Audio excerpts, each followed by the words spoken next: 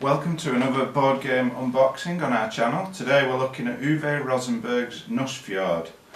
This is a game by Lookout Games. You can see that it's got a really nice theme with nice artwork.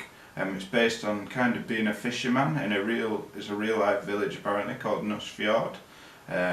Big box, lots of components, and on the back of the box you can see it gives you an overview of the game and a bit of information about the real life fishing village and theme, which is always nice.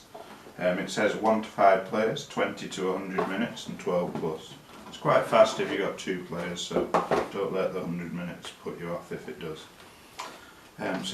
First thing we see when we get inside the box, you've got an instruction manual. It's quite comprehensive, goes through all the components, how to set it up. It can be tricky at first, but it's quite easy to set up once you're used to the game. It goes through everything. Once you're used to the game, like I said, it's quite a simple game. Not as detailed maybe or as heavy as Gates of Loyang, but still good for tactics and good gameplay. You get an appendix booklet, which is lots of text. I've not actually had to use this, but it may prove useful if you have any problems in your game for some reason. So we'll start off with the game boards, because there's quite a lot to explain with this game. So basically, you're a fisherman, harvesting fish, trying to gain victory points to win the game, getting gold, issuing shares for your fishing company, building ships, getting elders to help you work, and using forest areas to get wood to build ships and buildings. So these are the action boards. I'll just hold that up there. So as you can see, each turn you'll have each player has 3 different actions that they can take from this, which they'll place a counter on. Once you've placed a counter on one, the other player can't perform that action. So you can earn gold, transfer fish because you have a reserve into your personal supply. You have a fish serving area, which is this, where you can actually have to put fish onto a plate, which earns you gold, and you can use those fish to please the elders, and that helps you to use their actions later on, which can get you bonuses with building ships and buildings, etc. You've got 2 buildings here, so 2 people could build a building, or 1 person can build 2. Obviously if they're covered up by another player, then you can't do that. You've got share issuing, so you can issue a share from your company, because when you start you have 3 unissued shares and 2 issued shares. The 2 issued shares mean that 2 of your fish that you harvest go straight into your personal supply.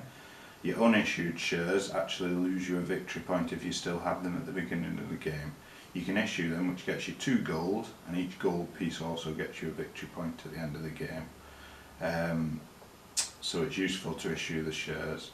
But if you do issue the shares and the opposing player buys them, you actually have to give them fish every turn for each share that they own. Which is why there's an option here to buy all the shares which are in this pot for 1 gold per share. You'll have a player board which shows spaces for building and your supply of fish, and I think it's 3 of the spaces at the beginning of the game are covered up with forest to help you get wood for building ships and buildings. So you can see you have actions for deforesting, so you remove one of those forest pieces and get 5 wood, or you thin it, which I always use, so you don't actually remove the forest area for that, but you get 1 wood per forest. And you can reforest, because you can place 2 forests on a free double space for building buildings. That's useful because if you have empty space on your player board at the end of the game, you actually lose 1 victory point per area which you could build in, but I'll explain that when I show the player's board. You've also got the option there to build a ship. The more ships you build, the more fish you get in turn, and for each ship it also has a victory points value, so that can be a benefit at the end of the game. And you have the elders, which are on a board, which I'll show you in a second, where you can take an elder from, use their action, and you can appease them with fish to keep them on your side to be able to use their action over and over again during the game. So this is the elders and ships board that I was talking about. So when you start the game, I'll show you the elder cards shortly, where you have 6 elders here, and you'll be able to see that they all perform different functions and help you and have different skills and abilities that you can activate immediately when you take them, and then on each turn if you appease them with fish. And your ships, which you can see are different sizes, will all be here, and I'll show you those shortly. There's a small one, medium and a large ship. You build those with wood and fish that you gain from the forestry and the fishing, and those gain you victory points and the ability to harvest more fish per turn. So as I was saying about the forestry and building aspects of the game, this is your home board. Each of these spaces, as you can see, gets you -1 victory point. Each slot here is where you can build buildings on your board. When you start the game, these last 3 here will be covered up with forests, and that's the part where you can remove them, deforest them for 5 pieces of wood, but then you've opened a space up, or if you don't fill it up by the end of the game you lose victory points, and you can thin out the forest or put the forest piece back on, so that if you get close to the end you've still got 2 spaces unfilled. You can put a piece of forest on and you don't get the -1 victory point. So each building that you place on here has different abilities and victory points at the end of the game. This is your harvesting or your fishing area. So you place your ships on here that are all different sizes. So you start off, you can only harvest 3 fish per turn, and then the more ships you put on, you can get up to 12 fish per turn that you can use for different things, for appeasing the elders, helping you build buildings, etc, etc. So that's your home board, and you've got a little stock supply here where you can put some of your fish, but it can only hold 8, so sometimes you have to use an action to transfer the fish from here into your personal supply, which I'll explain in a minute. This part here is where you'll have in the centre of the table you'll have this board which shows all the different buildings.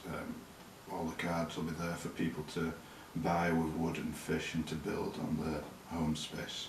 Each turn we'll show you some of the buildings cards shortly. Like I said, there are a lot of components in the game. That's another section of the buildings board. And we've got more player home boards here. All good quality, but there is quite a lot of them. And lots of that forest that you can use for wood and filling up spaces on your home board. So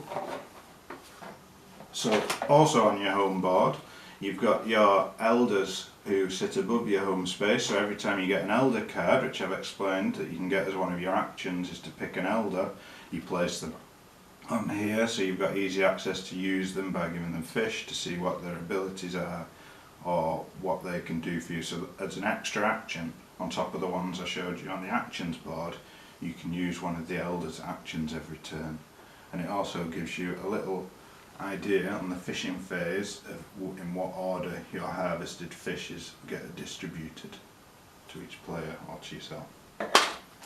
We've got loads of those, one for each player, same as before. So at the side of your home board you've got your personal supply of fish which go here, which is different to your reserve, which you'll transfer fish from to your personal supply depending on how many issued shares and different things you've got going in the game. Your gold gets stored on here, which you get 1 victory point per piece of gold, and it holds a maximum of 12 wood. It's good for keeping everything organised. You know that if you put it on that it's whenever yours. With regards to the shares, you get 3 unissued shares per player and 2 issued. So these are the shares tokens, nice cardboard pieces. At the end of the game, so each turn you get 2 fish given to you that you've harvested for your issued shares that go straight into your personal supply. The other fish either go to elders or into your reserve to be transferred later on. You get a victory point for each issued share that you've got, and you also get 3 unissued shares, which if you still get any of these at the end of the game you lose a victory point. You can issue these shares which other players can buy, and you get 2 gold for issuing shares, and they have to buy them for 1 gold. If they buy a share and it becomes their property, then you have to give them 1 fish for each issued share from your property each turn. So You have to be careful with that, depending on what you're up to in the game. And when I said about the actions board and that you get 3 actions per turn, you've got 3 wooden tokens here which cover up the spaces on the actions board so that you can see which ones you've still got access to depending on what the other player's doing, etc. So lots of components, like I said. These are the other players' personal supplies and shares and things, different colours. So the ships we were talking about that fill up the space on the shipping board, I'll just get that back out again. So they're all different sizes. So you get a schooner fish, which gets you, this is a big one, uses 8 wood, 8 fish to buy, and 4 gold it says, I think. Yeah, you have to pay 4 gold for that. But you get 4 victory points at the end of the game, and you can see you place it over here, and now every turn you're going to get 6 fish per turn in your harvest. So you've got a schooner fish, ships, you've got a clutter fish here, which is 6 wood, 1 gold, that gets you 2 victory points per turn. And then there's one smaller one, if I can find it, which is the sloop, which is 2 fish, 2 woods, and gets you 1 victory point per turn, but covers up less space. So the bigger the fish, the bigger the ship, the more fish you'll be able to get per turn. We'll get even more of that forest here. Gets really full this game. This is the gold that you get for different things, for issuing shares, buying shares. So this is your gold, you got your nice 10 gold pieces one there, you get 1 victory point for every piece of gold that you've got at the end of the game, and 1 little one there. Nice quality, would be always nice if the plastic or metal were coins, but in this game they're not. We have a big bag of the fish here, because you can harvest quite a few of them depending on what your tactics are in the game. They're really good wooden quality fish, nice shape, and there's lots of them, which is always nice. Your wood, which you use for your buildings and to get your ships and all different things, along with the fish, is in this bag. Really nice components, made of wood themselves, so they suit the task of being a piece of wood.